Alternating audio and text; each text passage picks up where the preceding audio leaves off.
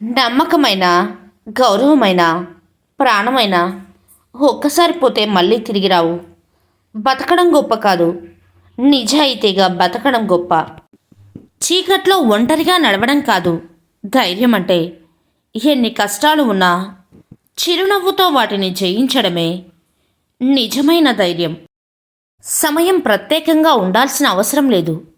మన అనుకున్న వారికి సమయం కేటాయించడమే ముఖ్యం. విజయం అంటే తినడానికి తిండి లేని స్థాయి నుంచి తినడానికి సమయం లేని స్థాయికి రావడం కాదు.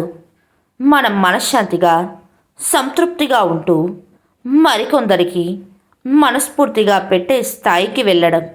ఎక్కడైతే ప్రేమ ఉంటుందో అక్కడే మాట్లాడాలని తపన ఉంటుంది. ప్రేమించిన వాళ్ళని చూడాలని ఆరాటం ఉంటుంది. ఎలా ఉన్నారు అని దిగులు ఉంటుంది. ఇది అందరికీ అర్థం కాదు. ఇష్టపడడం తప్పు కాదు, కానీ ఆ ఇష్టాన్ని గుర్తించలేని వారిపై ప్రేమ పెంచుకోవడం తప్పు. మురికి నీరు చెట్టు ఎదుగుదలను అడ్డుకోలేదు. అలాగే ఇతరుల విమర్శలు, ప్రతికూల మాటలు నీ స్వప్నాలను ఆపలేవు. అత్యాశ పెరిగిన మనిషిలో నిజాయితీకి చెదలు పట్టడం మొదలవుతుంది. చెట్టు ఉన్నంత మాత్రాన నీడ దొరకదు. అది ఆకులు ఉన్నప్పుడే దొరుకుతుంది. నువ్వు గొప్పవాడివి అనుకుంటే సరిపోదు. నీ వల్ల 10 మందికి ఉపయోగం ఉంటేనే నువ్వు నిజమైన చెట్టువి. లక్షలు ఉన్న వాళ్ళ కోసం కాదు, లక్షణాలు ఉన్న వాళ్ళ కోసం వెంటపడండి. లక్షలు పోతే సంపాదించుకోవచ్చు, కానీ మంచి లక్షణాలు ఉన్న వాళ్ళను కోల్పోతే తిరిగి సంపాదించుకోలేము మిత్రమా.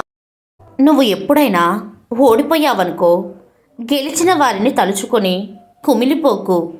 10 సార్లు ఓడి గెలిచిన వారిని తలుచుకో. తిరిగి ఎలా గెలవాలో వారి వద్ద నేర్చుకో మిత్రమా.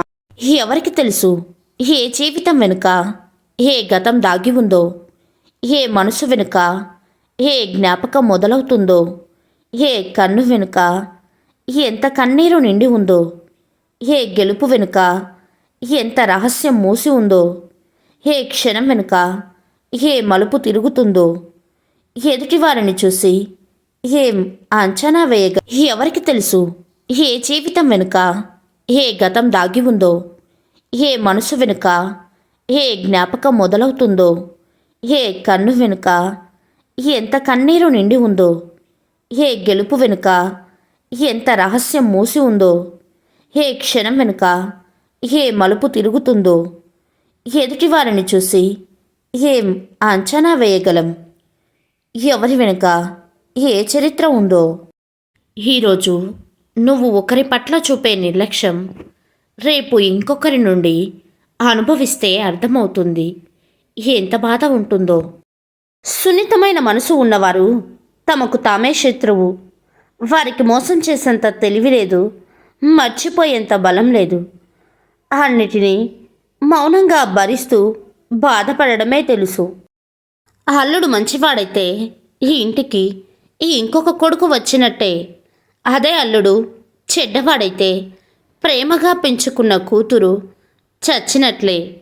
ఆడపిల్లని వదిలించుకుందామని ఎవరికి పడితే వారికి ఇచ్చి పెళ్లి చెయ్యకండి.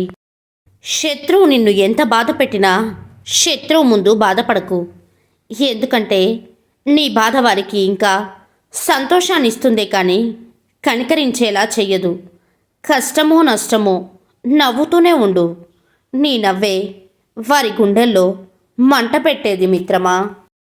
ఆనందంతో చప్పట్లు కొట్టేటప్పుడు 10 వేళ్ళు కలుస్తాయి. గౌరవంతో నమస్కరించేటప్పుడు 10 వేళ్ళు కలుస్తాయి, కానీ బాధతో కన్నీరు తుడుచుకునేటప్పుడు 1 వేలే కదులుతుంది. మన కష్టంలో మన వేలే కలిసి రానప్పుడు ఎవరో ఆదుకోవడానికి రాలేదని బాధపడడం అనవసరం కదా. జీవితంలో నువ్వు ఎదగాలంటే నిర్ణయాలు మీ పరిస్థితులను బట్టి తీసుకోవాలి.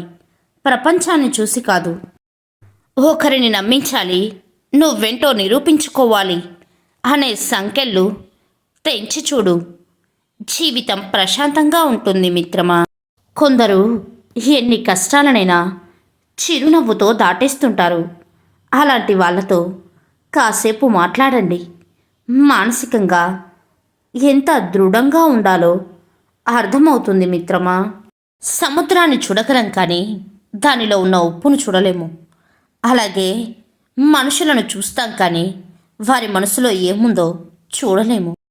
నువ్వు ఎలాంటి వాడివో నువ్వు పెంచుకున్న పరిచయాలు చెబుతాయి. నీ వ్యక్తిత్వం ఎలాంటిదో నిన్ను వదులుకోలేని పరిచయాలు చెబుతాయి. దారిలో రాయి అడ్డు వస్తే నువ్వు దాన్ని అడ్డుగోడ అనుకుంటే అది నిన్ను ఆపుతుంది. అదే దాన్నే మెట్టుగా మార్చుకుంటే అది నిన్ను పైకి ఎక్కిస్తుంది మిత్రమా.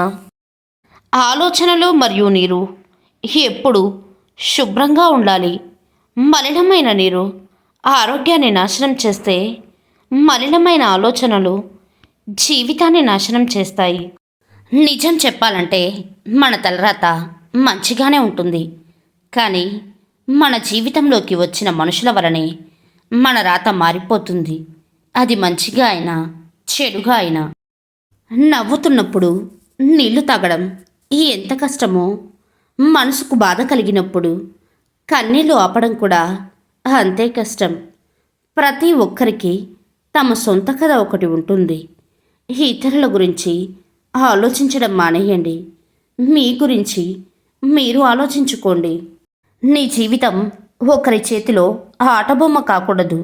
ఓటమి అయినా గెలుపైనా, బాధైనా బరువైనా, నష్టమైనా ఎంత కష్టమైనా నీ జీవితం నీ చేతుల్లోనే ఉండాలి. ప్రాణం పోతున్నా బానిస బ్రతుకు మాత్రం బతకవద్దు. 1వ తరగతి లెక్క తేల్చినంత తేలిక కాదు 1వ తారీఖు లెక్క తేల్చడం. జీతం రాకముందే ఖర్చులు డిసైడ్ అయిపోతాయి మధ్యతరగతి జీవితంలో. కోరికలు సముద్రం లాంటివి. ఒడ్డున చేరిన అలకే ఆనందం, మధ్యలో ఉన్న అలకే ఆరాటం, తీరం చేరని అలకి విషాదం. అన్నీ తెలిసి ఇంకా ఏదో కావాలనుకుంటున్నామే, అదే జీవితం. మనిషిని గెలుచుకోవడంలో సంతోషం ఎన్నాళ్ళు ఉంటుందో